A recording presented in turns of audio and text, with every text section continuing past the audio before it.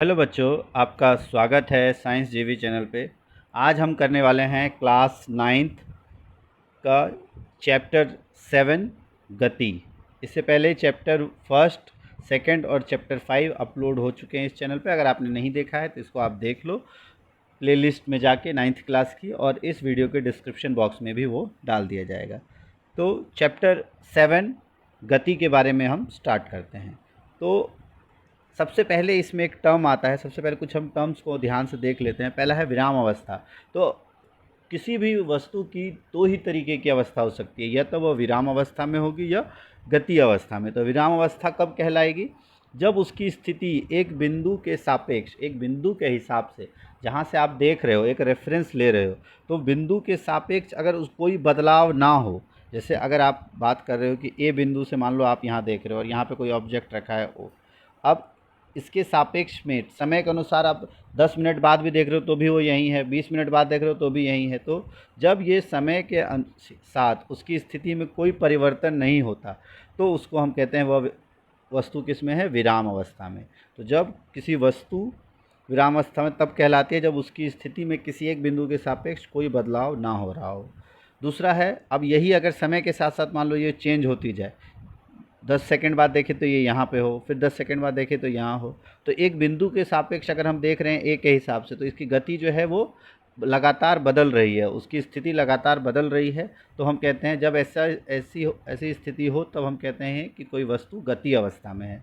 तो यदि किसी वस्तु की स्थिति में किसी एक बिंदु के सापेक्ष लगातार बदलाव हो तो यह वस्तु गतिज अवस्था में कहलाई जाएगी। ठीक है। अब आपने इससे पहले 7th 8th क्लास में पढ़ा होगा, 7th क्लास में आपने पढ़ा होगा कि गति अवस्था, अगर कोई वस्तु गति की अवस्था में है तो गति की अवस्था अलग अलग प्रकार की हो सकती है। पहला कि वो एक वृत्ताकार पथ में गति करे, ये यहाँ से शुरू हो और दोबारा वहीं आ जाए। तो जब वृत्ताकार पथ में गति है तो उसे हम वृत्तीय गति कहते हैं। जो गोलाकार पथ और वृत्तीय गति या वर्तुल गति भी कहा जाता है, इसको आपको ध्यान रखना है, वर्तुल गति या वृत्तीय गति। उसके बाद है रेखीय गति। अगर कोई वस्तु रेखा में ट्रेवल करे, जैसे इधर एक सीधी रेखा में गई, इधर गई, ये सीधी रेखा में, इधर गई सीधी रेखा में, तो इस तरह की गति कहलाती है रेखीय गति। और तीसरा है कंपन गति।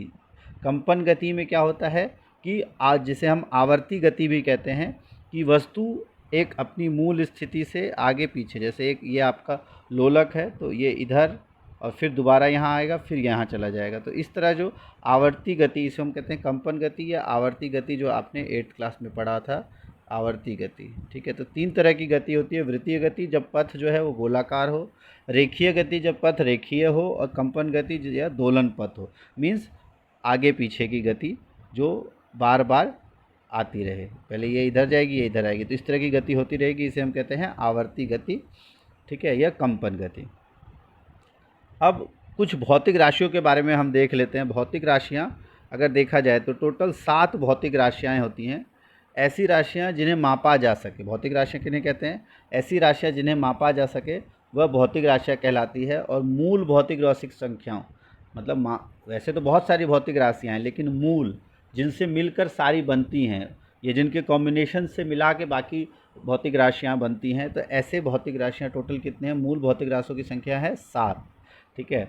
और इसके 2 भाग होते हैं। पहला उसका परिमाण, मतलब उसकी वैल्यू, और दूसरा है उसकी इकाई या उसका मात्रक। और जो मूल भौतिक राशियों की इकाई है उसको हम मात्रक को SI या SI इकाई या SI मात्रक भी कहते हैं। जैसे सबसे पहली इकाई है लंबाई। तो लंबाई को मापने के लिए हम मीटर का इस्तेमाल करते हैं और इसका संकेत होता है स्मॉल m, ये आपको ध्यान रखना है। द्रव्यमान, तो किसी भी वस्तु में अगर द्रव्यमान है तो उसको उसकी SI यूनिट होती है, SI मात्रक होता है किलोग्राम, और कैपिटल के स्मॉल g से उसको रिप्रेजेंट करते हैं। समय, ये समय का होता है सेकंड, और इसको स्मॉल s से रिप्रेजेंट किया जाता है। ये कैपिटल S गलत दिया हुआ है, स्मॉल s कर लो इसको। उसके बाद है विद्युत धारा। तो विद्युत धारा का इकाई होती है एम्पियर, ए से रिप्रेजेंट, कैपिटल ए से उसको दर्शाते हैं। उसके बाद है ताप। ताप का होता है केल्विन, और के से रिप्रेजेंट करते हैं। आपने पढ़ा होगा ना फर्स्ट चैप्टर में कि सेल्सियस और केल्विन में क्या होता है। अगर आपको सेल्सियस को केल्विन में चेंज करना है तो उसमें 273 आप ऐड कर देते हो। ठीक है। उसके बाद ज्योति तीव्रता, तो ज्योति तीव्रता भी एक भौतिक राशि है जिसकी एसआई इकाई होती है कैंडेला, और उसका जो मात्रक होता है, ये चिन्ह होता है, वो होता है सीडी। पदार्थ की मात्रा का इकाई होता है मोल, और इसको लिखते हैं स्मॉल MOL।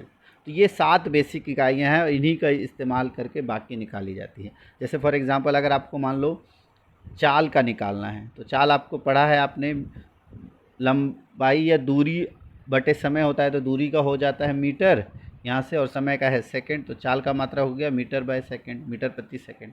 तो इस तरह से इन भौतिक इकाइयों, जो जितने भी भौतिक राशि हैं, इनसे मिला के हम किसी भी भौतिक राशि के एसआई मात्रक हम निकाल सकते हैं। ठीक है, तो इसलिए इन्हें मूल मात्रक, मूल इकाई कहा जाता है, मूल भौतिक राशियाँ। नेक्स्ट है, अब भौतिक राशियों की बात करें तो 2 वर्गों में उन्हें रखा जाता है। पहला अदिश राशि, दूसरा सदिश राशि। अदिश, जैसा कि नाम से ही आपको दिखा हुआ, अदिश मतलब जिसमें दिशा ना हो। तो यदि किसी भौतिक इकाई का केवल परिमाण हो, परिमाण का मतलब वैल्यू हो, और दिशा ना हो, वो दिशा से कोई उसका लेना देना ना हो, उसको तब वह भौतिक इकाई कहलाती है अदिश राशि। जैसे टेम्परेचर या तापमान की अगर हम बात करें, तो तापमान का दिशा से कोई लेना देना नहीं होता। ठीक है, समय का दिशा से कोई लेना देना नहीं है, चाहे पूरब हो, चाहे पश्चिम हो, उत्तर हो, दक्षिण हो। अगर समय देखोगे तो हर तरफ से एक ही समय आपको दिखाई देगा। इसी तरह से द्रव्यमान भी क्या है, एक अदिश राशि है। फिर है चाल और दूरी, ये भी एक अदिश राशि है। ठीक है, चाल क्या होता है, कुल कितनी दूरी तय की, कुल कितना समय लिया, अब किस दिशा में गया, किस दिशा में नहीं गया, ये हम उसमें नहीं लेते। ठीक है, तो ये सारी राशियाँ अदिश राशियाँ कहलाती हैं, कि जो भौतिक इकाई जिसका केवल परिमाण हो, जिसका केवल मैग्नीट्यूड हो या वैल्यू जिसकी हम लें, और उसके दिशा पे से कोई उस पर फ़र्क ना पड़े और कोई दिशा ना हो, वो भौतिक राशियाँ कहलाती है अदिश राशि। उसके बाद सदिश राशि, तो उसका उल्टा हो जाएगा, ऐसी भौतिक राशियाँ जिनका परिमाण भी हो और दिशा भी हो, और दोनों होती हैं। उदाहरण के तौर पे वेग, तो वेग जो है चाल के समकक्षी होता है, लेकिन चाल में हम दिशा को कंसिडर नहीं करते, लेकिन वेग में हम दिशा को कंसिडर करते हैं। और वेग होता है आपका विस्थापन और समय, विस्थापन बटा समय। इस तरह से विस्थापन भी एक क्या है, आपकी सदिश राशि है। बल एक सदिश राशि है। अब बल जो है वो डायरेक्शन पे डिपेंड करता है, किसी भी चीज़ पे आप बल लगा रहे हो, किस दिशा से बल लगा रहे हो, उसके हिसाब से उसका परिमाण चेंज हो जाता है। संवेग, त्वरण, ये सारी इकाइयाँ क्या है, सदिश राशि है। अब दूरी और विस्थापन, तो दूरी और विस्थापन क्या है, जैसे अगर हम बात करें कोई ए वैल्यू, यहाँ से हमने स्टार्ट किया ए से, ये 3 किलोमीटर चला इस दिशा में, और फिर यहाँ से 4 किलोमीटर चला, तो टोटल अगर हम देखें दूरी इसने तय की, यहाँ से 3 और यहाँ से 4, तो टोटल 7 मीटर दूरी तय की। तो दूरी क्या होता है, कुल तय की गई दूरी को हम दूरी कहते हैं। और विस्थापन होता है न्यूनतम दूरी, दो वस्तुओं के बीच न्यूनतम दूरी। तो ए और बी के बीच न्यूनतम दूरी ये है, पाइथागोरस से अगर निकालें तो ये 5 मीटर आ जाता है। तो ए और बीच की न्यूनतम दूरी कहलाती है विस्थापन, और वास्तविक दूरी कहलाती है दूरी। तो वास्तविक पथ, जो किसी गतिमान वस्तु की प्रारंभिक स्थिति से अंतिम स्थिति के बीच का माप, उसकी दूरी कहलाता है। और दूरी क्या है, एक अदिश राशि है, इसका केवल परिमाण होता है, दिशा नहीं होती। उदाहरण, रमेश 65 किलोमीटर की दूरी चलता है, लेकिन किस दिशा में चलता है ये कोई मतलब नहीं है। फिर विस्थापन, तो अगर वस्तु की प्रारंभिक और अंतिम स्थिति के बीच न्यूनतम दूरी का मापन हो, तो उसे हम कहते हैं विस्थापन। और विस्थापन एक सदिश राशि है जिसका मापन और दिशा दोनों होता है। जैसे रमेश घंटा घर से 65 किलोमीटर दक्षिण पश्चिम दिशा में जाता है, तो यहाँ देख रहे हो आप, डायरेक्शन भी यहाँ पे इम्पोर्टेंट है। अगला है विस्थापन, जो है अगर मान लो कोई वस्तु यहाँ से गया, फिर यहाँ गया और वापस वहाँ आ गया, तो उस केस में अगर ए से गया दोबारा ए में आ गया, और ये 4 मीटर, ये 2 मीटर, ये 4 मीटर और फिर ये 2 मीटर भी है, तो इसमें इसकी कुल दूरी जो तय होगी वो तो होगी 4 2 6 4 10 2 12, लेकिन विस्थापन कितना हो जाएगा, 0, क्योंकि इसके सापेक्ष में ये दोबारा वहीं आ गई, तो इसलिए विस्थापन का अंकीय मान 0 हो सकता है। अगर प्रारंभिक बिंदु और अंतिम बिंदु की स्थिति एक हो, या गोलाकार पथ में भी ऐसा होता है, उस केस में भी विस्थापन का अंकीय मान कितना हो जाता है, 0। और दूरी और विस्थापन दोनों को s से निरूपित किया जाता है, ये आपको ध्यान रखना है। और गोलीय पथ में दूरी कितनी होती है, 2πr। अगर r त्रिज्या है तो ये पूरा डिस्टेंस परिधि होता है, और विस्थापन इसे हम कहते हैं 0। ये 0 हो जाता है गोलीय पथ में। अब अगर इनके बीच में अंतर हम बात करें, अंतर बहुत बार आ जाता है आपके एग्जाम में, दूरी और विस्थापन में अंतर। तो पहला जैसे हमने पढ़ा दोनों की परिभाषा कि किसी वास्तविक पथ की प्रारंभिक स्थिति से अंतिम स्थिति के बीच का मापन उसकी दूरी कहलाता है, और विस्थापन वस्तु की प्रारंभिक और अंतिम स्थिति के बीच न्यूनतम दूरी का मापन कहलाता है। उसके बाद दूरी एक अदिश राशि है, विस्थापन एक सदिश राशि है, मतलब इसमें दिशा और मापन दोनों होते हैं, दूरी में केवल मापन होता है, और दूरी हमेशा धनात्मक होती है और कभी भी 0 नहीं होती, और विस्थापन इकाई धनात्मक एवं शून्य भी हो सकती है। दूरी किसी रेखीय पथ में विस्थापन के बराबर हो सकती है।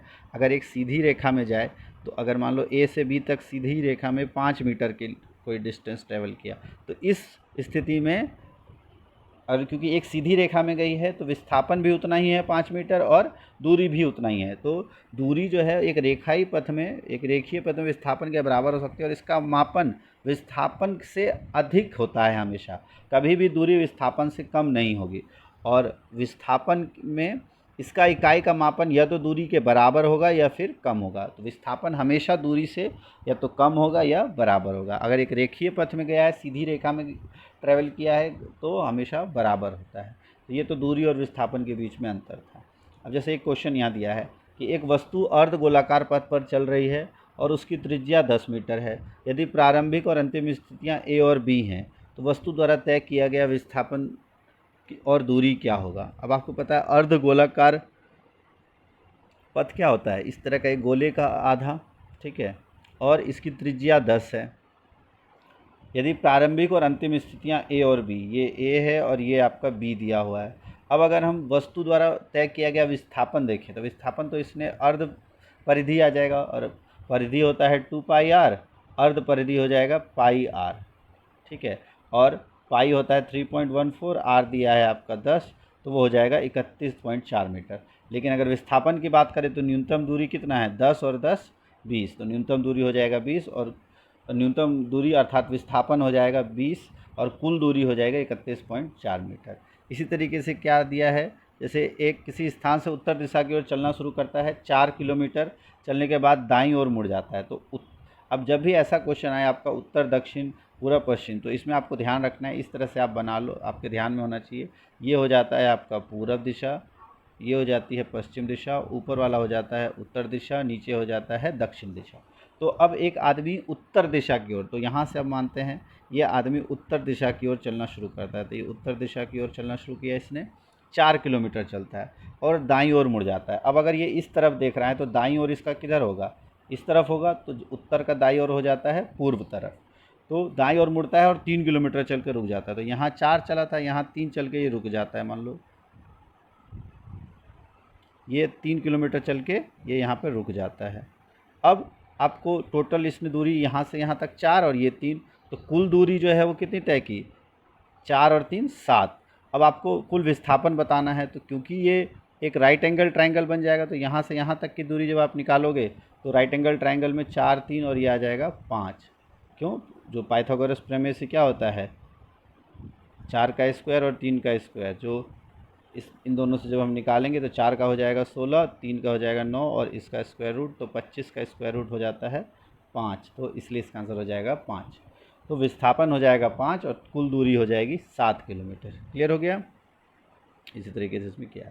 अब है अगला टॉपिक है एक समान गति व असमान गति। तो अब कोई वस्तु गति कर रही है मान लो, और समान समय अंतराल में समान दूरी तय करे, दो वस्तु समान समय अंतराल में अगर कोई वस्तु गति कर रही है, समान समय अंतराल में समान दूरी तय करे, तो हम उसे कहते हैं एक समान गति से विचरण कर रहा होता है। जैसे घड़ी की सुइयों की गति, तो घड़ी की सुई की गति अब हमेशा समान, अगर 10 मिनट में हम देखें तो बराबर गति करता है। जितना मान लो 0 बजे से शुरू हो रहा है, ये 12 बजे से शुरू रहा है, तो 12:10 में जितनी मिनट के सुई की गति होगी उतनी ही 12:10 से 12:20 में उतनी ही गति होगी। तो वो गति बराबर होती है, समान समय अंतराल में गति बराबर हो तो उसे हम कहते हैं एक समान गति। और इसका जो ग्राफ अगर हम बनाएं, तो अगर दूरी और समय का ग्राफ लें, समय को हम x अक्ष पे रखते हैं, दूरी को y अक्ष पे, तो इस तरह का एक स्ट्रेट लाइन ग्राफ आ जाता है। ये हो जाता है दूरी एवं समय के ग्राफ में और एक समान गति में। ठीक है। और वेग और समय का अगर आता है, वेग आपको ध्यान रखना है, आगे हम पढ़ेंगे वेग के बारे में। वेग होता है कुल विस्थापन, और विस्थापन और उसको हम समय से सब जो मीटर प्रति सेकंड के कितना विस्थापन पर सेकंड हुआ उसको हम कहते हैं वेग। और अगर वेग समान हो तो ये अभी आगे हम पढ़ेंगे त्वरण के बारे में, जब हम वेलोसिटी और टाइम का ग्राफ पढ़ेंगे तब बता देंगे आपको। अगला है असमान गति। तो असमान गति क्या होता है, अगर कोई वस्तु अलग अलग दूरी अलग अलग समय अंतराल में पूरी करे तब वह असमान गति से विचरण कर रही है।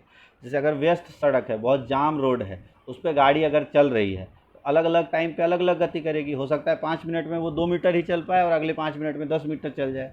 तो इस तरह की गति को इस तरह से दिखाते हैं, ये समय, और ये होता है, इस पे लेते हैं समय, यहाँ लेते हैं दूरी, और इस तरह का ग्राफ आता है।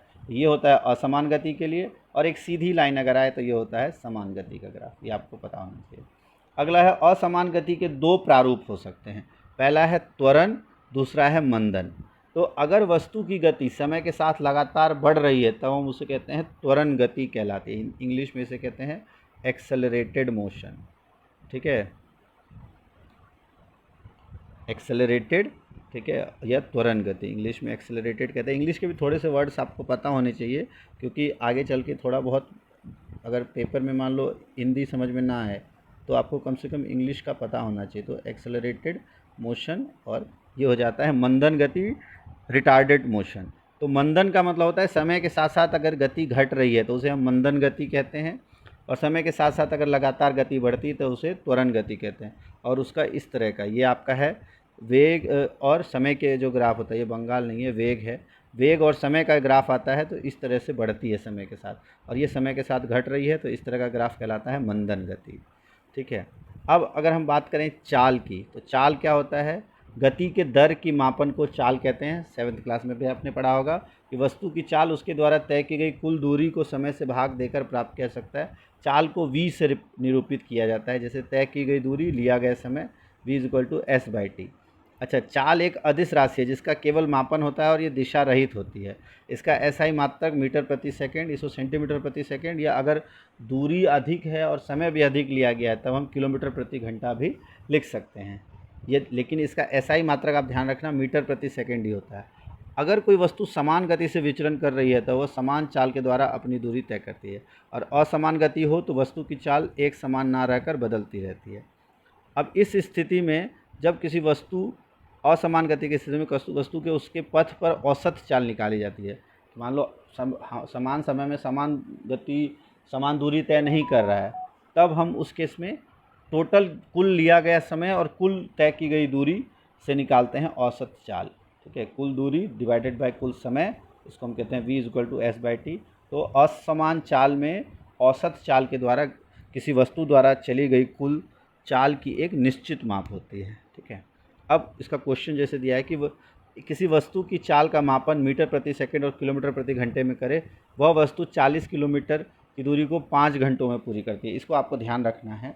अब 5 घंटे में पूरी कर रही है, ठीक है। आपको दिया कितना है, 40 किलोमीटर, ठीक है, वस्तु कितनी 40 किलोमीटर, तो एस कितना है 40 किलोमीटर, समय है 5 घंटे, चाल होता है दूरी बटा समय, तो किलोमीटर प्रति घंटा में हमने लिख लिया 40/5, तो 8 किलोमीटर प्रति सेकेंड, 8 किलोमीटर प्रति घंटा। और मीटर प्रति सेकंड के लिए अब आपको पता है 8 किलोमीटर दो तरीक़ों से कर सकते हैं, तो यहीं पे आप इसको किलोमीटर को, अब आपको पता है 40 मीटर है, तो मीटर के लिए किलोमीटर बनाने के लिए हम, और किलोमीटर को मीटर बनाने के लिए हम करेंगे 1000 से मल्टीप्लाई, और इधर सेकंड 5 घंटे हैं, इसको सेकंड बनाने के लिए 3600 से मल्टीप्लाई करेंगे। तो इस तरह से आंसर आ जाएगा 2.22 मीटर पर सेकंड। लेकिन हर बार ये ना करके आप आसानी से, अगर आपको मीटर प्रति सेकंड में दिया है और किलोमीटर प्रति में चेंज करना है तो उसको 18/5 से मल्टीप्लाई कर देते हैं। ठीक है, और इसका उल्टा होता है, अगर आपका किलोमीटर प्रति घंटा दिया है और मीटर प्रति सेकंड्स में चेंज करना है तो उसको हम 5/18 से मल्टीप्लाई करते हैं। तो डायरेक्ट भी आप कर सकते हो, चाल का किलोमीटर प्रति घंटा है और मीटर प्रति सेकंड निकालना है तो 5/18। उसका कहाँ से आया 5/18, देखो 1000 और बटे में 3600 हमेशा तो सेम ही रहेगा ना। आवर को जब आप सेकंड में, घंटे को जब सेकंड में करोगे और किलोमीटर को मीटर में करोगे तो हमेशा समान रहता है। तो ये 0 से 0 कट गया, ये 0 से 0, और 2 × 5 2 18, तो ये 5/18 यहाँ से आता है। तो बार बार ये ना लिख के डायरेक्ट आप लिख सकते हो, अगर किलोमीटर प्रति घंटा है तो उसको 5/18 से हम मल्टीप्लाई करके मीटर प्रति सेकंड में निकाल सकते हैं। और अगर मीटर प्रति सेकंड दिया है तो 18/5 से किलोमीटर प्रति घंटा आ जाता है। अब है वेग। तो वेग क्या होता है? दिशा के साथ चाल के मापन को वेग कहा जाता है। मतलब दिशा के साथ दूरी का मापन होता है विस्थापन, तो वेग का फॉर्मूला हो जाएगा विस्थापन अपॉन में समय। और अगर हम बात करें चाल और वेग में, तो वेग जो है एक सदिश राशि होती है, इसका परिमाप और उसकी मापन और दिशा में परिवर्तन के साथ परिवर्तित होता रहता है, इसको v से निरूपित किया जाता है। और एक रेखीय गति में औसत वेग की गणना औसत चाल के हिसाब से होती है, कुल विस्थापन और उसको भाग देते हैं कुल समय से। अब समान गति में होने वाले वेग की स्थिति में औसत वेग की गणना निम्न। अगर समान गति है और समान गति में तो हम कुल विस्थापन और कुल समय ले लेते हैं, लेकिन अगर समान गति है तो समान गति में हम वेग के लिए हम कुल विस्थापन और कुल समय के लिए प्रारंभिक वेग और अंतिम वेग, और प्रारंभिक वेग को हम u से रिप्रेजेंट करते हैं, v से हम रिप्रेजेंट करते हैं अंतिम वेग, u प्लस v/2। तो प्रारंभिक वेग u, अंतिम वेग v, u plus v upon में 2। मात्रक होता है मीटर प्रति सेकंड।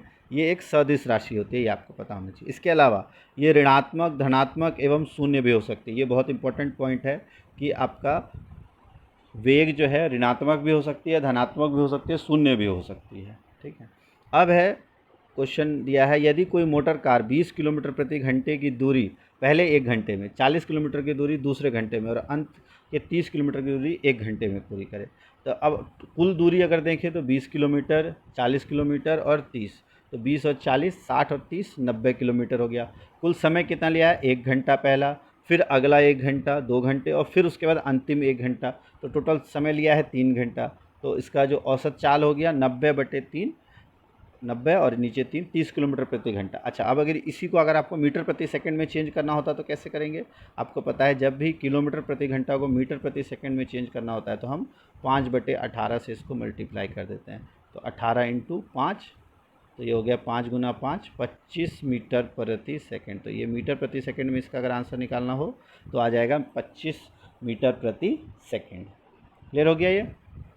अब अगला है त्वरण। त्वरण क्या होता है? असमान गति की स्थिति में यदि लगातार वेग बढ़ रहा है, मतलब आपका जो वेग है वो लगातार बढ़ रहा है। जैसे अगर आप गाड़ी चलाते हो, मान लो स्कूटी चला रहे हो आप, और समय के साथ साथ आप गाड़ी को एक्सेलरेट, कहते हो ना कि एक्सेलरेशन देते हो, आप एक्सेलरेट करते हो, तो उसी को हम कहते हैं त्वरण। त्वरण इंग्लिश में कहते हैं एक्सेलरेशन को। ठीक है, तो एक्सेलरेशन को कहा जाता है त्वरण। और त्वरण क्या होता है? समय के साथ वेग को बढ़ाना। तो यदि लगातार वेग बढ़ रहा है तो उसी को हम कहते हैं त्वरण। तो वेग में समय के साथ परिवर्तन की दर को त्वरण कहा जाता है, कि समय के साथ वेग में जो परिवर्तन होता है उसको त्वरण कहते हैं। इसका निकालने का फॉर्मूला होता है अंतिम वेग मतलब v, प्रारंभिक वेग मतलब u और अपॉन में t, और त्वरण का जो सिंबल होता है वो होता है a, एक्सेलरेशन। तो ये फॉर्मूला हो जाता है a = v - u अपॉन में t। अच्छा, इसका जो मात्रक होगा वो क्या होगा? ऊपर है मीटर प्रति सेकंड और नीचे एक बार और सेकंड आ गया, तो इसका मात्रक a का क्या हो जाएगा? मीटर प्रति सेकंड स्क्वायर, m की पावर s की पावर -2। ठीक है, तो ये फार्मूला हो जाता है, ये अभी हमने पढ़ लिया। अच्छा, त्वरण की स्थिति में अगर v की वैल्यू u से बड़ी है, तब अगर v की वैल्यू u से बड़ी है तो हमारा जो वैल्यू है वो पॉजिटिव आएगा, और अगर u की वैल्यू v से बड़ी है, मतलब u की वैल्यू जो है वो v से बड़ी है, तो उस केस में हमारा वैल्यू नेगेटिव आएगा। और अगर नेगेटिव होता है तो उसे हम मंदन कहते हैं, उसे मंदन। तो असमान गति की स्थिति में यदि लगातार वेग घट रहा है तो मंदन पैदा होता है।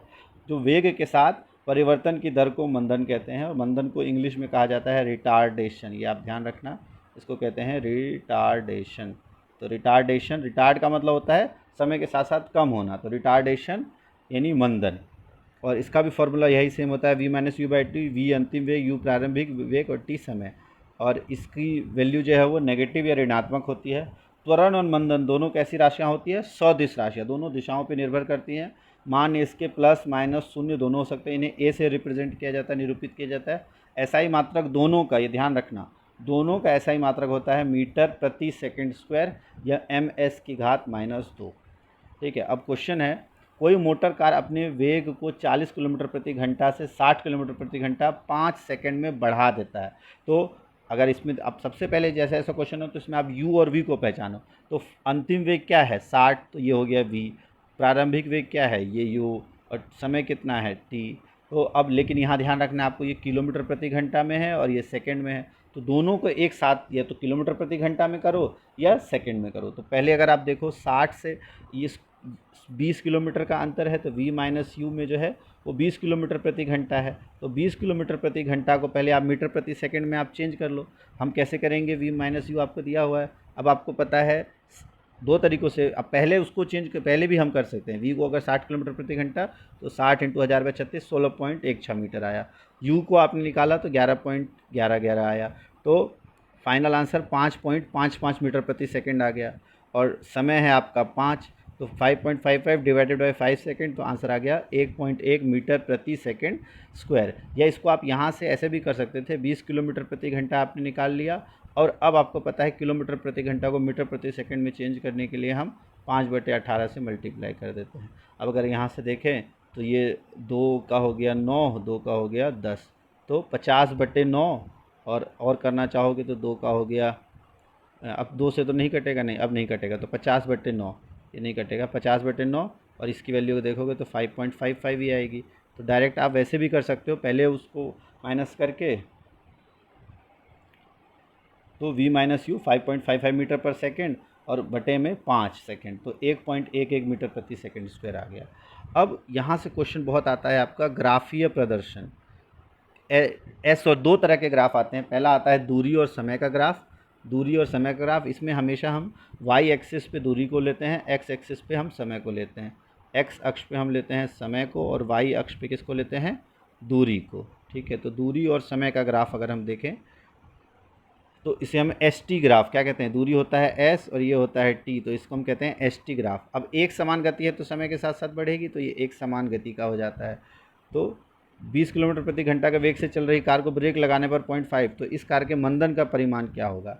अच्छा, मंदन की अगर हम बात करें तो मंदन क्या होता है, ब्रेक लगाया तो अंतिम मंदन के केस में गाड़ी को रोकना है ब्रेक लगा के, तो अंतिम वेलोसिटी या अंतिम जो वेग है वो हो जाता है 0। प्रारंभिक वेग है 20, तो हो गया आपका 0 - 20 और अपॉन में 0.5 घंटे में। तो आप इसको घंटे से भी आप कर सकते हो और सेकंड में भी चेंज करके कर सकते हो। तो 20/0.5 200/5 -40 किलोमीटर प्रति आवर स्क्वायर हो जाएगा। ये प्रति घंटा नहीं, प्रति घंटा स्क्वायर मंदन ये आ जाएगा। ठीक है, अब अगर हम ग्राफ की बात करें तो एक सीधी रेखा एक समान चाल या वेग में एवं शून्य त्वरण की जानकारी प्रदान करता है। ठीक है, अगर किसी एक, अब शून्य त्वरण कब होता है उसके बारे में देखते हैं। अगर किसी की गति, अगर हम त्वरण निकालना है तो हम वेलोसिटी और टाइम का ग्राफ निकालेंगे, और समय के साथ साथ अगर उसकी वेलोसिटी नहीं बढ़ रही है, जैसे मान लो अगर वेलोसिटी या वेग जो है वो हमेशा समान रहे, समय के साथ साथ नहीं बढ़ रहा है और दोनों समय पे जो वेलोसिटी है वो सेम है, तब त्वरण कितना हो जाएगा, 0। तो ये 0 त्वरण का ग्राफ है। ठीक है, जब वेग समान रहे, ठीक है, जब वेग बिल्कुल समान रहे, एक समान चाल या वेग एवं शून्य त्वरण की जानकारी बताता है। अगर वेग एक समान रहता है तो त्वरण कितना हो जाएगा, 0। तो आपको ध्यान रखना है, अगर शून्य त्वरण में एस और टी का ग्राफ पूछेगा तो इस तरह का आएगा, और अगर शून्य त्वरण में वी और टी का ग्राफ पूछेगा तो इस तरह का आएगा। ये आपको ध्यान रखना है। ठीक है, अगला है किसी एक समान गति से चल रही वस्तु की चाल उसके दूरी समय ग्राफ पर निम्न प्रकार निर्भर की जाती है। उसके बाद एक दूरी समय ग्राफ की लाइन का ढलाव, मतलब इसका जो स्लोप, मैथ्स में आप स्लोप या ढलाव जो पढ़ते होगे, ये इसकी एक समान चाल को दर्शाता है, और ये जितना अधिक होगा वस्तु की चाल उतनी ही अधिक होगी। अब इसमें जैसे आप ध्यान रखना है आपको, जैसे अब ये है, मान लो ये है आपका स्पीड और ये टाइम। ठीक है, अब अगर दो ग्राफ दिया है, मान लो एक ग्राफ, सॉरी, ठीक है, एक ग्राफ आपको, ओहो, अब इसमें देखते हैं हम, एक ग्राफ आपको इस तरीके का दिया हुआ है यहाँ से यहाँ, और एक ग्राफ आपका ऐसे दिया हुआ है। मान लो ये ग्राफ आपका इस तरीके का दिया हुआ है, ये है ए और ये है बी। अगर आपको बताना हो समय के साथ दोनों में से गति किसकी अधिक है, ए और बी की, तो ये आप ध्यान रखना कि इसका ढलाव जितना अधिक होगा, मतलब एक्स की ओर जितनी ज़्यादा होगा उसकी स्पीड उतनी ही कम होगी, और वाई की तरफ जितना ज़्यादा होगा उसकी स्पीड उतनी, उसकी चाल, उसके वेग जो है उतना ही अधिक होगा। तो इस तरह का ग्राफ आपको आ जाता है पूछने के लिए। तो इस केस में इसका हम कैसे निकाल सकते हैं, तो एक पर्टिकुलर समय पे अगर देखते हैं हम टी पे, इतने समय पे इसने दूरी ज़्यादा तय की है, तो इसका मतलब बी की गति अधिक है, तो जो भी एक्स एक्स अक्ष की तरफ आ रही हो उसकी गति कम होती है, जो वाई अक्ष की तरफ आ रही हो उसकी गति अधिक होती है। तो इस केस में बी की स्पीड जो है वो ए से अधिक होगी। ये आपको समझ में आया? ठीक है।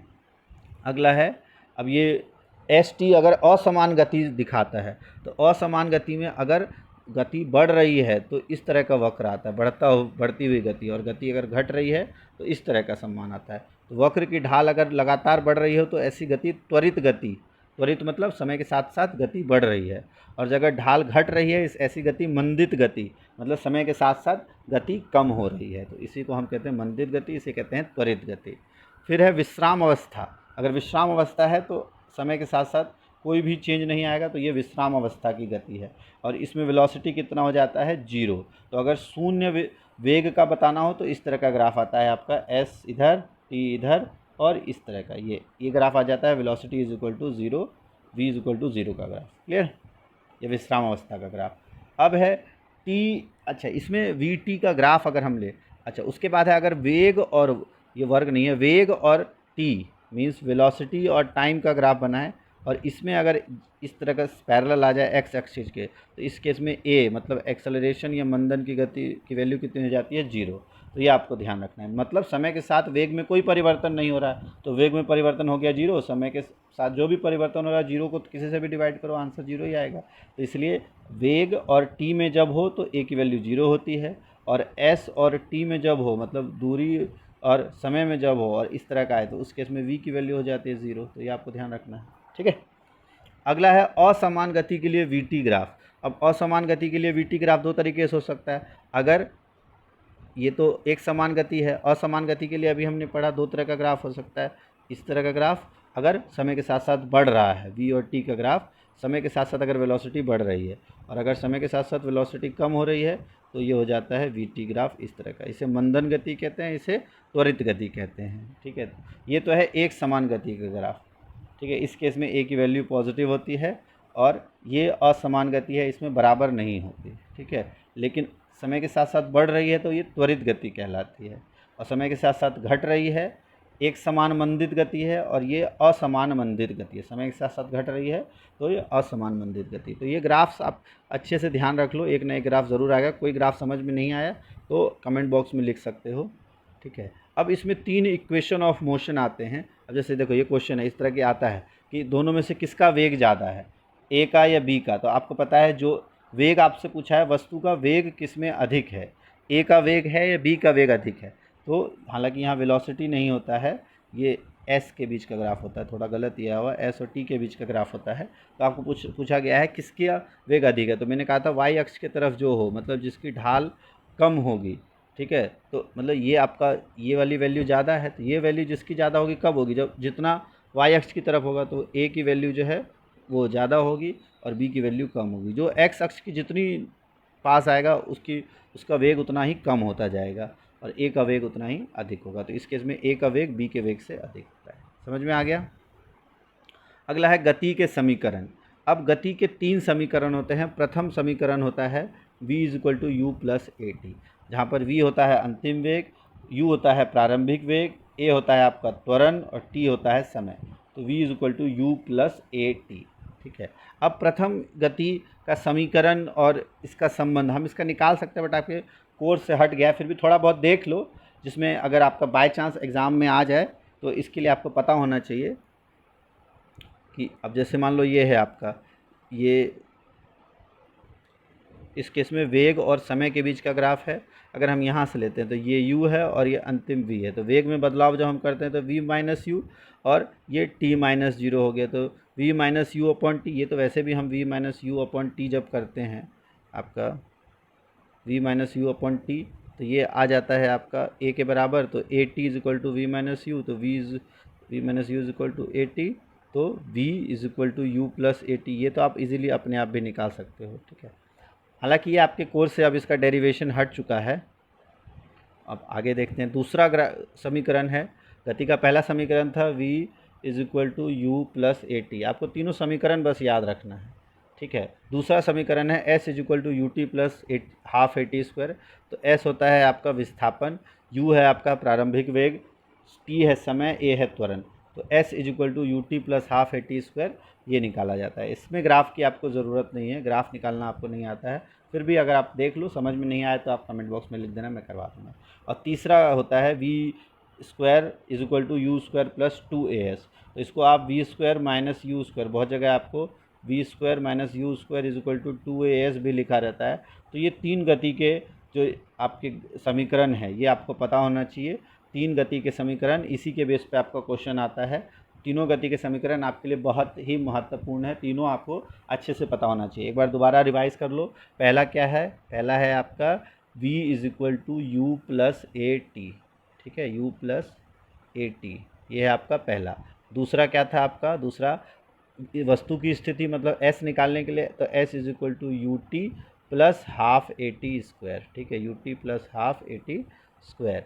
तीसरा गति का क्या था? तीसरा भी देखो लिखा हुआ है v square is equal to u square plus 2as। तो ये तीन गति के आपके समीकरण है, तीनों आपको अच्छे से पता होना चाहिए।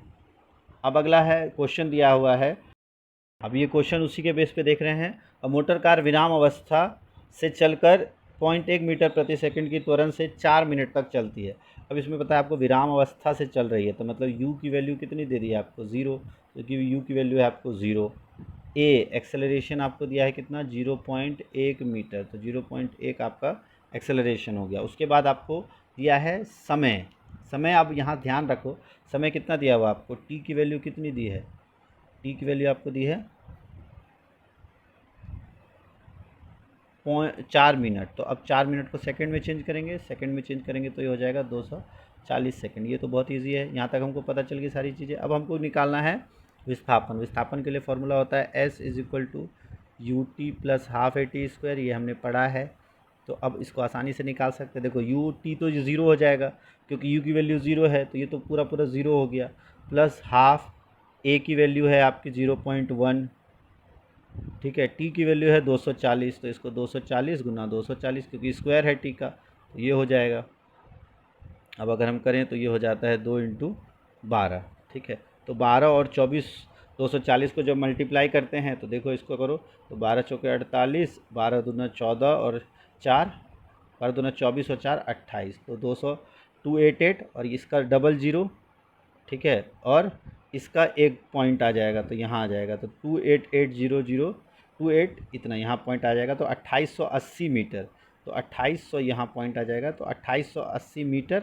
और इसको आप किलोमीटर में चेंज करना चाहो तो 3 पॉइंट और आ जाएगा, तो 2.88 किलोमीटर इसका आंसर आ जाएगा, ठीक है। ये इसका विस्थापन हो गया। और इसका आंसर देख लो इस तरह से, u 0 है, a आपका 0.1 है, t आपका 4 गुना 60, v आपको नहीं पता है, यहाँ v निकालने की ज़रूरत भी नहीं है।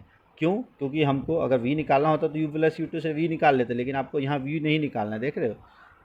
अच्छा, अंतिम वेग निकालना है, सॉरी, तो अंतिम वेग निकालना है तो तब यह फॉर्मूला हम लगा देंगे, v is equal to u plus a t. तो अंतिम वेग 40 मीटर पर सेकेंड स्क्वायर, और तय की गई दूरी आप इस तरह से निकाल सकते हो, ठीक है। फिर इस तरह से ये वाला क्वेश्चन है, इसको आप ट्राई करो। अगर कोई डाउट आता है तो फिर कितने क्वेश्चन से देख लेते हैं एक बार। इसमें भी क्या है कि कोई रेलगाड़ी ब्रेक लगाने के कारण 6 मीटर प्रति सेकंड का मंदन मतलब एक की वैल्यू नेगेटिव हो जाएगी और 2 सेकंड में रुक जाती है, तो अंतिम जो है वो 0 हो गया। पहले आप u v plus u t से प्रारंभिक निकाल लो, प्रारंभिक आ गया 12 मीटर प्रति सेकंड, फिर s is equal to u t plus half a t square, इससे आप फॉर्मूला लगा के 12 मीटर इसका आंसर आ गया, ठीक है।